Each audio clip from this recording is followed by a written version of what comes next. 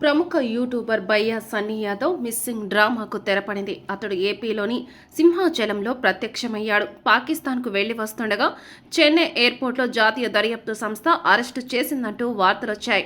గతంలో పాకిస్తాన్కు వెళ్లి వచ్చిన సన్నీ యాదవ్ ఆ దేశానికి స్పైగా పనిచేసినట్టు ఆరోపణలు రావడం తీవ్ర కలకలం రేపింది. ఈ నేపథ్యంలోనే అతన్ని ఎన్ఐఏ అదుపులోకి తీసుకొని రహస్యంగా విచారిస్తుందని వార్తలొచ్చాయి. అయితే ఆ వార్తలపై ఎలాంటి స్పష్టత లేకపోవడంతో గందరగోళం నెలకొంది. సన్నీ తండ్రి సైతం తమకు ఎలాంటి సమాచారం లేదని చెప్పడంతో ఈ వ్యవహారం మరింత చర్చనీయాంశమైంది. ఈ గ్యాప్ను సొమ్ము చేసుకున్న ప్రపంచ యాత్రికుడు నా అన్వేష్ సన్నీ యాదవ్తో తన పాత పగలను తీర్చుకునే ప్రయత్నం చేశాడు. సన్నీ దేశద్రోహి అని, పాకిస్తాన్ గూఢాచారి అంటూ వీడియోలు పోస్టు చేశాడు.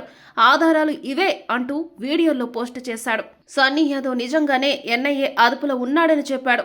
అన్వేష్ ఆ వీడియో పెట్టిన కొద్ది రోజులకే సస్పెన్షన్కు తెరదించుతూ బయ్యా సన్నీ యాదవ్ సింహాచలంలో ప్రత్యక్షమయ్యాడు. నేనొచ్చేశా అంటూ ఇన్స్టాలో పోస్టు పెట్టాడు.